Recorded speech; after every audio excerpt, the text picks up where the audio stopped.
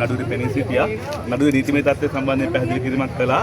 මේදී මේ නඩුව ඉතාම පැහැදිලිව ගත්තොත් එහෙම මේ රජය කොහොමද බෞද්ධ ශාසනයට සලකන්නේ, බුද්ධ ශාසනයට සහ සංඝයා වහන්සේට සලකන්නේ කියන සම්බන්ධ ලිට්මස් පරීක්ෂණයක් වගේ. ලිට්මස් පරීක්ෂණයක් වගේ කියලා ඉතාම පැහැදිලිව පෙනියන කාරණේ තමයි මේ නඩුවේදී මේ ස්වාමින් වහන්සේලා සිව් නමක් දැන් මාසයකට අධික කාලයක් බන්ධනාගාරගත කරලා තියෙනවා කිසිදු මේ චෝදනා ඉදිරිපත් කිරීමකින් තොරව. මේ අවස්ථාව වෙන විටත් අධිකරණයෙන් කියන කාරණේ තමයි චෝදනා ඉදිරිපත් කිරීමට අවස්ථාවක් නැහැ, සැකකරුවන් ඉදිරිපත් කළ නැහැ කියන එක. ඒ අනුව පොලිසිය විසින් ඉතා පැහැදිලිව මේ ස්වාමින් වහන්සේලා බන්ධනාගාරගත කිරීම සඳහා අවශ්‍යතාවය අනුවම මේ සැකකරුවන් ඉදිරිපත් කිරීමට නොකර සිටිනවා. ඒ අනුව සැකකරුවන් ඉදිරිපත් කිරීම අධිකරණයේ කාර්යභාරයක්වත් එහෙම නැත්නම් විත්තිය කාර්යභාරයක්වත් නෙමෙයි, පොලිසිය කාර්යභාරයක්. ඒ නිසා පොලිසිය සම්බන්ධයෙන් යොහුසුලුව ක්‍රියාත්මක වෙන්නේ නැහැ කියන කාරණේ අපි පෙන්නලා දෙන්න ඕනේ.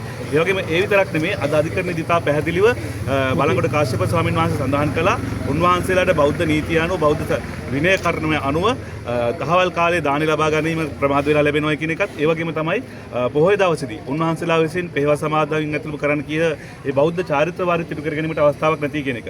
මේ අවස්ථාවේදී තාම අවධාරණය මතක් කරන්න ඕනේ උන්වහන්සේලා තාමත් මේ නඩුවේ සැකකරුවන් පමණයි. ඒ නඩුවේ චූදිතයන් බවට පත් වෙලාවත් නැහැ. චෝදිතයෙක් වුණත් අපේ රටේ නීතිය අනුව ගත්තොත් එහෙම ආණ්ඩු ක්‍රම සංස්ථාවේ මූලික නීතිය අනුව චෝදනාවක් ඔප්පු කරගෙන එනකන් නිර්දෝෂීභාවයේ පූර්ව නිගමනයක් තියෙනවා. ඒතර මේ අවස්ථාවේදී සැකකරුවන් වශයෙන් ඉන්න භික්ෂුන් වහන්සේලාට උන්වහන්සේලාගේ ආගම අනුව තමන්ගේ චාරිත්‍ර වාරිත්‍ර කරගැනීමේ හැකියාව අයිතිය උන්වහන්සේලාට තියෙනවා. ආණ්ඩු ක්‍රම සංස්ථාවේ 9 වෙනි වගන්තිය ශ්‍රේෂ්ඨාධිකරණයේ අර්ථ නිරූපණය කළේ කියන්නේ බුද්ධ ශාසනය කියන එකකින් අදහස් කරන්නේ මේ අපේ රටේ තියෙන බෞද්ධ ධර්මයේ විතරක් නෙමෙයි මේ සංඝ ශාසනය ඇතුළත් වෙන චාරිත්‍ර වාරිත්‍ර සහ සියලු දේ ඒකට ඇතුළත් වෙනවා. ඒ අනුව උන්වහන්සේලාට මේ බෞද්ධ කටයුතු ඒ වත්පිළිවෙත් කරගැනීමේ අයිතිය බන්ධනාගාරය තුල තිබිය යුතුයි. ඒ වගේම බන්ධනාගාර නිලධාරීන් කියලා කියන්නේ රාජ්‍ය නිලධාරීන් කොටසක්. ඔවුන්ටත් වගකීමක් තියෙනවා මේ 9 වෙනි වගන්තිය අනුව බුද්ධ ශාසනය ආරක්ෂා කරන්න. ඒ වගේම තමයි දැන් මේ අවස්ථාවේදී ඔවුන් මේ අධිකරණයේ ඉඳලා බන්ධනාගාරයට ගත්තා ගෙන යන අවස්ථාවේදී අපිට හිතා ගන්න පුළුවන් අර මේ තාප්පවලින් ඇහිච්ච බන්ධනාගාරය ඇතුලේ කොහොමද ක්‍රියාත්මක වෙන්නේ කියන විදිය.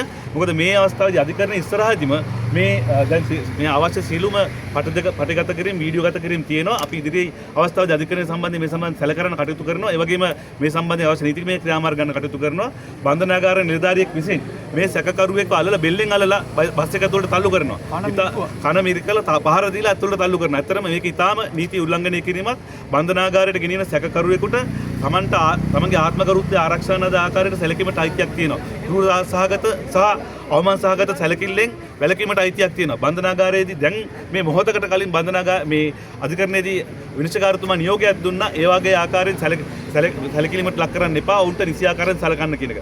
ඒ වගේම තමයි මේ නඩුවේදී ඉතා පැහැදිලිව අපිට පේන දේ තමයි රජය විසින් මේ නැති ජාතිවාදයක් මවපාන උත්සාහ කරන මේ ප්‍රශ්නෙට ත්‍රිකුණාමලයේ බුදු පිළිමේ ඇති සම්බන්ධයෙන් ඇතිවෙච්ච ප්‍රශ්නෙට කිසිදු අවස්ථාවක සිංහල දෙමළ මුස්ලිම් ගැටුමක් ඇති වුණේ නැහැ. මේක පැහැදිලිවම මේ නඩුවේ පැහැදිලිව මූලාරම්භයේ ඉන්නේ ජනතා විමුක්ති පෙරමුණෙන් තේරිපත්තිච්ච මන්ත්‍රීවරයෙක්. ඒ තමයි රොෂාන් අක්මිමන මන්ත්‍රීවරයා. ඔහු උත්සාහ කළා මේ පන්සලට අයිතිව තියෙන ජූස් බාර් එක ගන්න. මොකද එතන ලාභය ලබන්න පුළුවන් ව්‍යාපාරයක් කරගන්න පුළුවන් වෙළඳ තීරයේ තියෙන එකක්. ඒ ජූස් බාර් එක ඔහුට ගන්නට නොහැකි වීම නිසා තමයි මේ නඩුව ආරම්භ වුණේ. මේ ස්වාමීන් වහන්සේලාට තර්ජනය කරලා ඔහුට ජූස් බාර් එක ලබා ගන්නත් පන්සල විසින් ජූස් බාර් එක ලබා දුන්නු තැනැත්තියකින් ඒක නැවත Tamanට පවර ගන්නත් තමයි මේ උත්සාහය ගත්තේ. විරල සංරක්ෂණ දෙපාර්තමේන්තුව විසින් නිකුත් කරපු අපි ඉල්ලලා තියෙන තොරතුරු දැනගැනීමේ පනත යටතේ විරල සංරක්ෂණ දෙපාර්තමේන්තුවට අයත් වන සීමාව ඇතුලේ තියෙන අනවසර ඉදිකිරීම මොනවද කියලා. ඒ තොරතුරු දැනගැනීමේ පනත යටතේ නිකුත් කරපු නිවේදනවල ඉතා පැහැදිලිව සඳහන්ලා තියෙනවා. එවැනි සංගණනයක් කරලා නැහැ. එවැනි හඳුනාගත්ත අනවසර ඉදිකිරීමක් නැහැ කියන එක ඉතා පැහැදිලිව සඳහන් කරලා තියෙනවා. එවැනි තත්ත්වයක් ඇතුලේ 2006 වර්ෂයේ වෙනකොට සුනාමි 2005 වර්ෂයේ සුනාමියෙන් ගහගෙන ගිය 1950 ඉඳන් තීජ පන්සල තමයි මේ තියෙන්නේ. ඒ පන්සල දහම් පාසල සහ පන්සල ඉදිකිරීම තමයි අපි උත්සාහ කළේ. ඒ නිසා ඉතා පැහැදිලිව පේනවා මේ රටේ මේ රජයට බුද්ධ ශාසනය පෝෂණය කරන්න අවශ්‍යතාවයක් නැහැ. හැබැයි ජනාධිපතිවරයා අර උතුරට ගිහලා යාපනයට ගිහිල්ලා අපි ජාතිවාදයට ඉඩ දෙන්නේ නැහැ කියලා කිව්වට ජාතිවාදයක් මවාපාන්නේ. ජාතිවාදයක් මවා කළ මෙතන කිසිම බෞද්ධ සිංහල දෙමළ මුස්ලිම් කිසිම ගැටුමක් නැති අවස්ථාවක තමන්ගේ മന്ത്രിවරයෙක්ගේ පටු දේශපාලන පෞද්ගලික ව්‍යාපාරික උවමනාවක් සාක්ෂාත් කර ගැනීම සඳහා ජාතිවාදය අවුල්වන්නේ අනුර කුමාර දිසානායක ඇමතිවරයාත් ඔහුගේ ආණ්ඩුවත් කියන ඉතා පැහැදිලිව කියනවා. මෙතන කිසිදු ජාතිවාදයක් නැහැ. මේ ඉන්න ප්‍රදේශීය ජනතාව සිංහල දෙමළ මුස්ලිම් ජනතාව ඉතාම සහයෝගයෙන් ඉන්නවා. ඒ නිසා අපි මේ නඩුව මේ රටේ ජනතාවට බෞද්ධ ජනතාවට භික්ෂුන් වහන්සේලාට කියනවා මේ ආණ්ඩුව බෞද්ධයට සලකන්නේ කොහොමද කියන එක සම්බන්ධයෙන් ඔබේ තීන්දුව ගැනීම සඳහා ලිඛිත පරීක්ෂාවක් කරගන්න කියලා. මම නීතිඥ මහේෂ් කොටුවැල්ල අද මහේස්ත්‍රාත් අධිකරණයේ වගේම මහාධිකරණයේත් මේ ස්වාමීන් වහන්සේලා 4 දෙනා ඇතුළු 10 දෙනා රිමාන්ඩ් භාරයට පත්වෙච්ච නඩුව සම්බන්ධව සම්බන්ධිත නඩු කතා කළා. විශේෂයෙන්ම අපි මහාධිකරණයේ අප ඉල්ලුම් පත්‍ර යොමු කරලා තියෙනවා විත්තිකරුවන් 10 දෙනාටම. ඒ අනුව අද අපි අප බලාපොරොත්තු වෙන්න ආවා. නමුත් අද දිනේ තිබුණේ මහාධිකරණයේ නෝටිස් රිටර්නබල් කියලා. ඒ කියන්නේ සිතාසි වගඋත්තරකරුවන්ට ලැබුණද කියන එක සලකා බලන දවස හැටියට. එතකොට රජය වෙනුවෙන් නීතිපතිතුමා විරෝධතා සඳහා දිනයක් අවශ්‍යයි කියලා කිව්වා. ඒ සඳහා නඩුව අනිද්දා දිනේ ත්‍රිකුණාමල මහාධිකරණයේ කැඳවන්න තීරණය කළා. අපි ඇත්තටම බලාපොරොත්තු වුණා නීතිපතිතුමා විරෝධතා නැහැ කියලා කියයි කියලා මේ නඩුවට. මොකද මේ ස්වාමින් වහන්සේලා සිවුනම ඇතුළු විත්තිකරුවන් 10 දෙනාව මුල් අවස්ථාවේ මහේස්ත්‍රාත් අධිකරණයට ඉදිරිපත් කරද්දී කිසිම අවස්ථාවකදී ඔවුන්ව රක්ෂිත බන්ධනාගාරගත කරන්න කියලා නීතිපතිතුමා වෙනුවෙන් රජයේ නීතිඥවරයා ඉල්ලා සිටියේ නැහැ. ඔවුන් ඉල්ලා සිටි එකම දේ තමයි බුදුරජාණන් වහන්සේගේ බුද්ධ ප්‍රතිමාවට ආරක්ෂාව සඳහා ඉදි කරලා තියෙන වහලය සහ ඒ ඉදිකිරීම ඉවත් කරනවා නම් මේ චෝදනාව ඉවත් කරගන්නත් කැමතියි කියලා තමයි පළවෙනි දවසේ ඉඳලා නීතිපතිතුමා වෙනුවෙන් කරුණු දැක්ුවේ. ඒ නිසා අපි බලාපොරොත්තු වුණා අද දිනේ නීතිපතිතුමාගේ විරෝධතාවයක් ඉදිරිපත් වෙන එකක් නැහැ කියලා. ඒ අනුව අපට අප ලැබෙයි කියලා අද විශ්වාස කළා. නමුත් නීතිපතිතුමා ඒ අප නඩුවක් සම්බන්ධයෙන් තියෙන පියවරක් තමයි විරෝධතාව වලට දිනයක් ලබා දීම.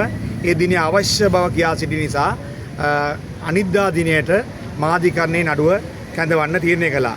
ඒ අනුව අපි උදේ මේ නඩුව මහේස්ත්‍රාත් අධිකරණයේ කැඳවුවාම උගත් මහේස්ත්‍රාත්තුමාගෙන් කල් වේලා ඉල්ලගෙන ගියා මහාධිකරණයේ ඉදිරියේ පෙනී සිටින්න. අද දින අප සලකා නොබැලුන නිසා නැවත වතාවක් මහේස්ත්‍රාත් අධිකරණයේ නඩුව කැඳෙව්වා. එතනදී අපරාධ පරීක්ෂණ දෙපාර්තමේන්තුව වෙනුවෙන් නිලධාරියෙක් ඇවිල්ලා ඉල්ලීමක් කළා.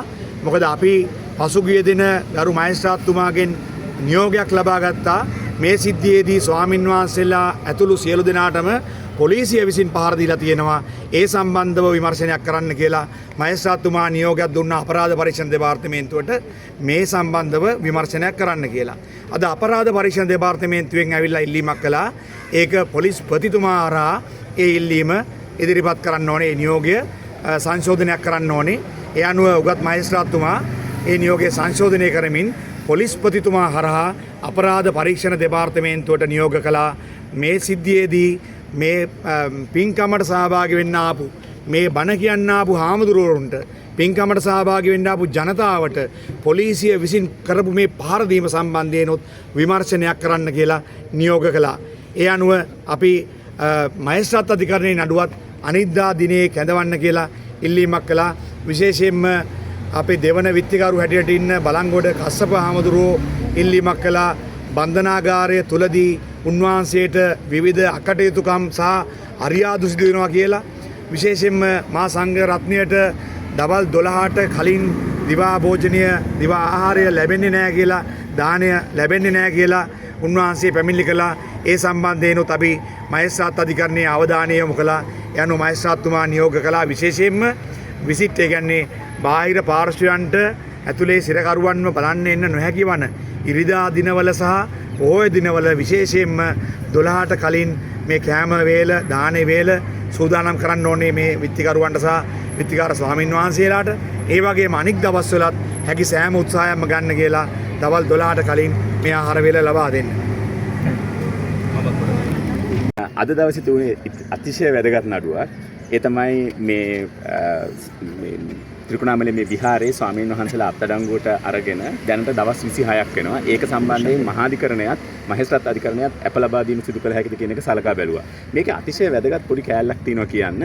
මේ නඩුව මේ අහසෙන් වැටිච්ච නඩුවක් කියලා ගොඩක් අය හිතන් ඉන්නේ. එහෙම නෙමෙයි. මේකේ මේ නඩුවට ඉස්සෙල්ලා ඔබ ගිහිල්ලා බලන්න ඔය විහාරයේ පිටිපස්ස පැත්තේ තියෙනවා ගහක්. ඒ ගහක් කපලා තියෙනවා. අඩි 1.5 ඉතුරු වෙලා තියෙනවා ගහේ මුල. මේ ගහ කැපුවේ ඇයි කියන එක තේරුම් ගත්තා නම් මේ නඩුව වැටුනේ ඇයි කියන එක තේරෙවි. මේ නඩුව වැටෙන්න ඉස්සෙල්ලා මේ නඩුව දාලා තියෙන්නේ විරල සංරක්ෂණ පනතෙන්. විරල සංරක්ෂණ පනතේ කියනවා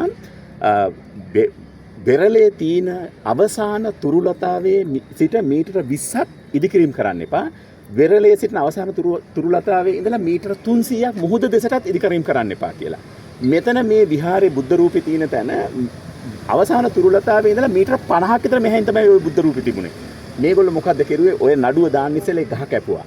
ඒ ගහේ මුල අයින් කරන්න බැරි වුණා තාම මුල තියෙනවා. ඊට පස්සේ තමයි මේ නඩුව දැම්මේ. එතකොට ඔබට තේරෙන්න ඕන කාගේ ඌමනාවටද මේ ගහ කපලා තියෙන්නේ කියලා මේ ළඟදි කපපු එකක්.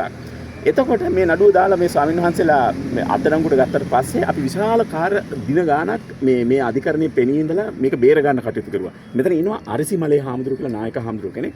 ඒ හාමුදුරුවෝ මට කිව්වා මහත්තයා මට නඩු 16ක් තියෙනවා.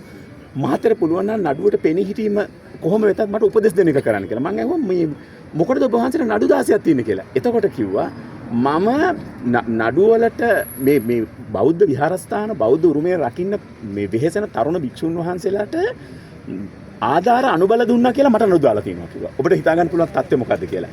මේ නඩුව ගැන මම දැනගෙන හිටියේ නෑ. එක සැරේටම මේ හිටපු නියෝජ්‍ය පොලිස්පති චන්ද්‍රවාකිෂ්ඨ මහත්තයා මම එතුමා දන්නවා රාජකාරී කරද්දී එතුමා මට කතා කළා කිව්වා මම දැන් බෞද්ධ සම්මේලනයේ සභාපතිවරයා මට මේ අසාධාරණයට ලක් වෙන නීතිය විසින් අසාධාරණයට ලක් වෙන බෞද්ධ භික්ෂුන් වහන්සේලාට සහාය වෙන්න ඕනේ බෞද්ධ ජනතාවට සහාය වෙන්න ඕනේ මෙතන පෙනී හිටින රජයේ කරන නීති විරෝධී ක්‍රියාවට විරුද්ධව පෙනී හිටලා යුක්තිය ඉෂ්ට කළ දෙන්න ඕනේ කියලා වාකිෂ්ඨ මහත්තයා එතුමාගේ වාහනේ දාගෙන තමයි මාව මෙතෙන්ට ආවේ. දැන් පන් දවස් දෙකක් එතුමත් එක්ක මේ නඩුවට ආවා.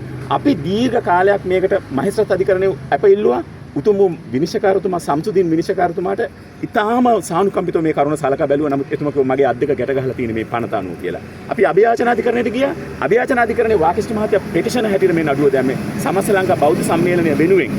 එතනදී කිව්වා අපදීමේ බලය තියෙන මහාධිකරණයට ගිහිල්ලා අපේ ලබා ගන්න කියලා. ඔල්ටර්නේටිව් රිලීෆ් එකක්. විකල්ප සහනය තියෙන මහාධිකරණය එතනින් ගිහිල්ලා අප ලබා ගන්න කියලා කිව්වා. අපි මහාධිකරණයට ආවා. මහාධිකරණය අද තියෙනකොට නීතිපතිතුමා ඇවිල්ලා කියනවා මේකට විරෝධතාවයක් මම ඉදිරිපත් කරනවා මට තව දවස් දෙකක් දෙන්න කියලා. අපි දිගින් දිගටම මහාධිකරණ විනිශ්චයකාරතුමාට කිව්වා දවස් 26ක් කිසිම වරදක් නොකරපු පිරිත් කියන්න ගියපු මිනිස්සු ටිකක් හිරේ තියාගෙන ඉන්නවා සානුකම්පිත මට්ටමක සලකන්න කියලා. NMM අබ්දුල්ලා උතුම් විනිශ්චයකාරතුමා කිව්වා මේක දෙන්න පුළුවන් උපරිම සහනය දෙන්න නීතිපතිට කියන්න තියෙනවා නම් දෙයක් ගරු නීතිපතිතුමාට ඉඩ දෙමු දවස් දෙකකින් කිව්වට පස්සේ මේකේ තීරණය ලබා දෙන්නම් කියලා. මට මේක එකම දෙයයි කියන්න තියෙන්නේ. මේ සිද්ධිය තුළ අපට පේන එකම දේ මේ ත්‍රිකුණාමලයේ කිසිම මිනිසෙකුට මේ බෞද්ධ විහාරස්ථානෙත් එක ප්‍රශ්නයක් නැහැ. සිංහල මිනිස්සු, හින්දු මිනිස්සු, බෞද්ධ මිනිස්සු, ක්‍රිස්තියානි මිනිස්සු, මුස්ලිම් මිනිස්සු සේරම සමගියෙන් ඉන්නවා. උතුම් අධිකරණ දෙකම මහේස්ත්‍රාත් අධිකරණයේ MSM සම්සුදීන් විනිශ්චයකාරතුමා ඒ වගේම NMM අබ්දුල්ලා උතුමාණන් මහාධිකරණ විනිශ්චයකාරතුමා ඉතාම සානුකම්පිතව මේ ප්‍රශ්න දිහා බලනවා. හැබැයි රජයේ නිලධාරීන් මේ ප්‍රශ්නය දිගින් දිගටම ඇදගෙන යනවා. ඇදගෙන යන්නේ කොහාටද කුමන අරමුණක් ඉෂ්ට කරන්නද කියන එක තේරෙනවා. මම ඉතාමත්ම නීතිය සීමාව විතරයි කතා කරන්නේ. මම හිතන්නේ මගෙන් පස්සේ බෞද්ධ සම්මේලනයේ සභාපති හිටපු නියෝජ්‍ය පොලිස්පති චන්ද්‍රවාකිෂ්ඨ මහත්තයා මේකේ ගැඹුරේ තත්ත්වය මොකක්ද කියලා කියයි. ඔබද වෙනම මම නීතිඥ සංජීව වීරවික්‍රම. මම පෙනී හිටියේ චන්ද්‍රවාකිෂ්ඨ මහත්තයාගේ ඉල්ලීම පරිදි සමස්ත ලංකා බෞද්ධ සම්මේලනය වෙනුවෙන්.